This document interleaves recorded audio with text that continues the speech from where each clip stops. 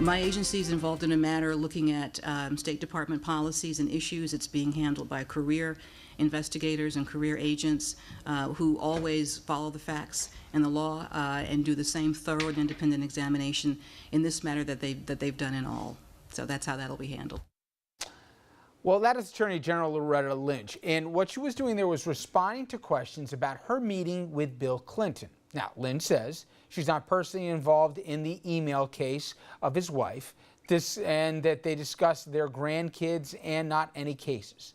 But this still sure doesn't look good for the Clintons, and it's another unforced error that plays to the narrative that they're untrustworthy or they think the rules don't apply to them. On the other side, who else but that guy, the Donald. Here is how he handled a woman who's concerned about observant Muslims working at the airports.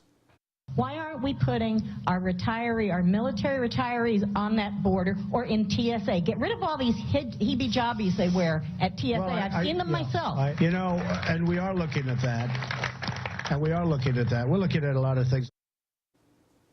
They're not called heebie-jeebies. But anyway, I want you to contrast Trump's answer to that woman to the way another Republican nominee, John McCain, handled a somewhat similar situation 8 years ago.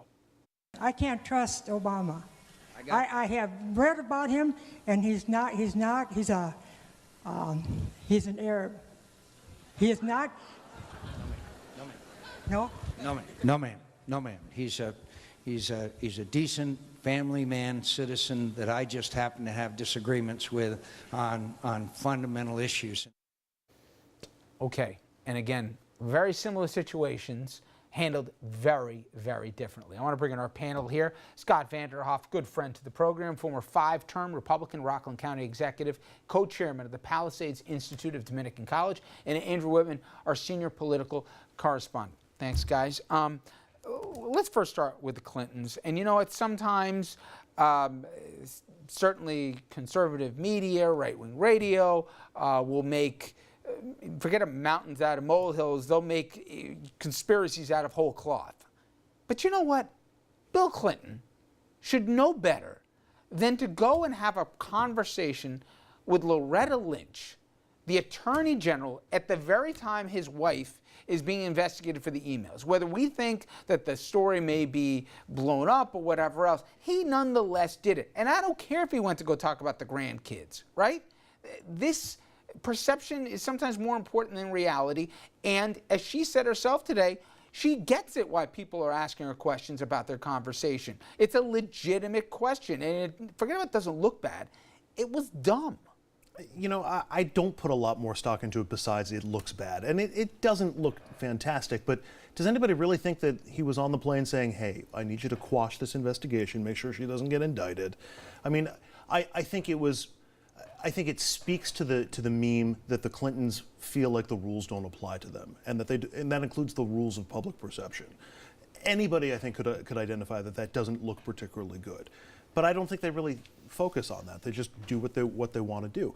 In terms of what this actually does, I mean, I actually think this provides a little bit of cover to Loretta Lynch. Look, I think the FBI is not going to formally call for a prosecution of Hillary Clinton, but this way Lynch can say, look, I had nothing to do with this. If anybody's questioning why the FBI doesn't want to get involved in this thing, don't look at me. I had nothing to do with it. She can try, but you know what's going to happen.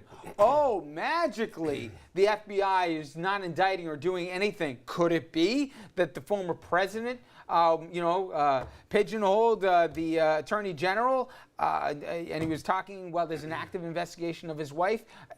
I know I'm with Andrew, but it just looks bad. No, it's worse than that, though. Look, the president is a charmer. When you're worried about your family, you talk about your family to someone who might have an influence on hurting the family by an indictment. He didn't have to say, oh, please don't do this. Just talking about grandchildren and family is enough of a way of a person who's charming to try to influence a person who may or may not have judgment over that family. That's number one. So it is a terrible mistake on his part.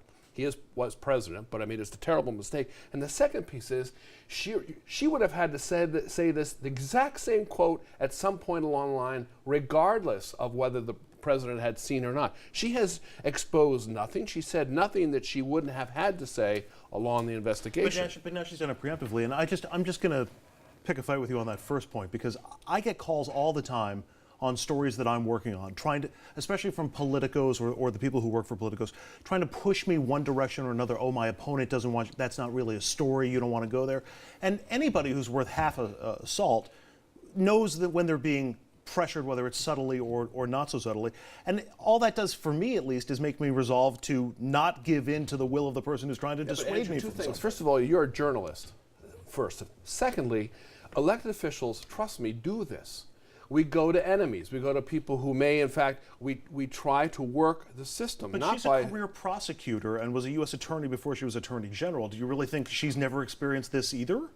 I don't know, but it doesn't matter. It's He also- tried. He's a former president, and his wife could be the next commander-in-chief. Do I really think at the end of the day, oh, Bill Clinton talked to me, I'm going to change the way I'm going to handle this? No.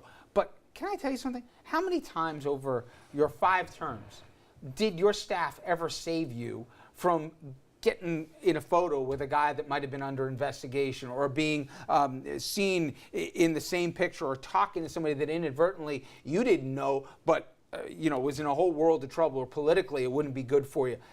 Where were the staffs to say, try and create interference to get in between? Maybe it's hard to say no to a president, but they never should have been within 20 feet of each other. No, you're absolutely right. It really, you can see Bill Clinton doing it. He's outgoing, he's charismatic, he's charming.